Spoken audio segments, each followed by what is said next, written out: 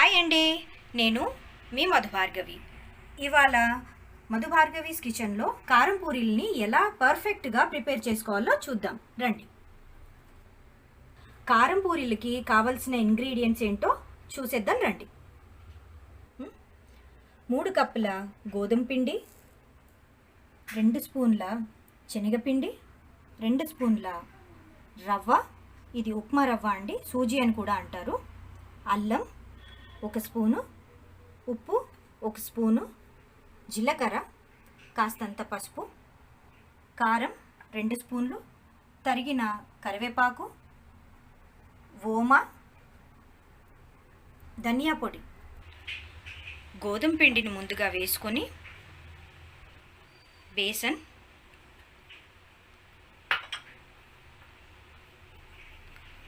రవ్వ, పసుపు, అల్లం, కారం, వాము, జీలకర్ర, ఈ ధనియాల పొడి. ఇందులో నేను కాస్తంత ఆవాలు, కొన్ని మెంతులు వేయించి వేసానండి, పౌడర్ చేశాను. ఇది దీంట్లోని సీక్రెట్ అన్నమాట.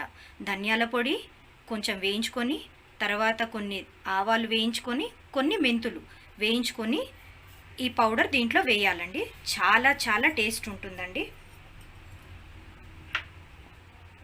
కరివేపాకు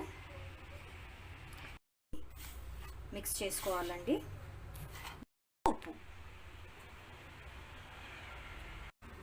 దీంట్లో ఆయిల్ని కొంచెం వేడి చేసుకొని వేయటం వల్ల మృదువుగా వస్తాయండి.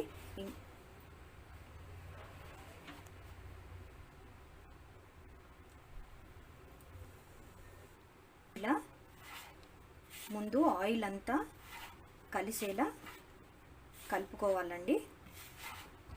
ఇలా ఆయిల్ అంతా కలిసిపోయాక కొన్ని వాటర్ పోసుకుంటూ ఈ పిండిని ముద్దలా చేసుకోవాలండి. ఇలా పిండి ముద్దలా చేసుకోవాలండి. మరీ మెత్తగా ఉండొద్దు, మరీ గట్టిగా ఉండొద్దు. ఇలా చపాతీ పిండిలాగా ముద్ద చేసుకోవాలి. దీన్ని ఒక 15 మినిట్స్ ఇలాగే నాననివ్వండి. ఇప్పుడు ఒక ప్యాన్ పెట్టుకొని ఇందులో ఆయిల్ పోసుకొని హీట్ చేసుకోండి. ఈ పిండిని మళ్ళీ ఒకసారి ఇలా మంచిగా కలుపుకొని చిన్న చిన్న ఉండలుగా కట్టుకొని పూరీల్లాగా వెలాయించుకోవడమే.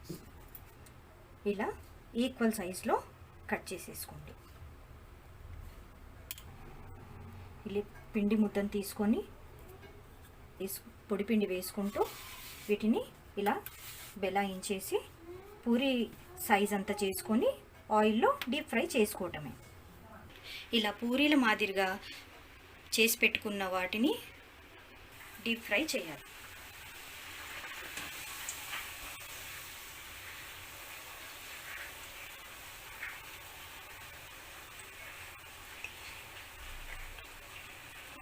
ఒక్కొక్కటిగా ఇలా డీప్ ఫ్రై చేసుకోవాలండి.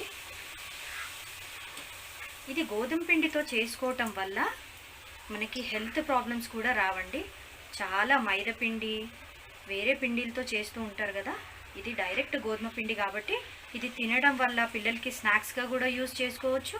తినడం వల్ల ఏ హాని కూడా జరగదండి ఆరోగ్యానికి. మనం జర్నీస్ చేసేటప్పుడు కూడా, లాంగ్ జర్నీస్ చేస్తున్నప్పుడు ఇవి మనకు తినడానికి కూడా యూజ్ అవుతాయండి. తొందరగా పాడవవు కూడా. ఒక 20 నుండి 25 రోజుల వరకు నిలువ.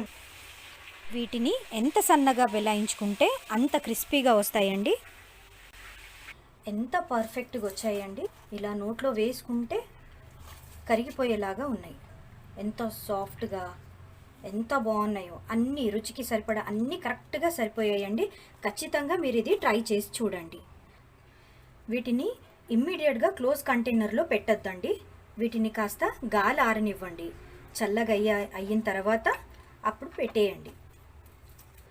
థ్యాంక్ యూ ఫర్ వాచింగ్ అండి.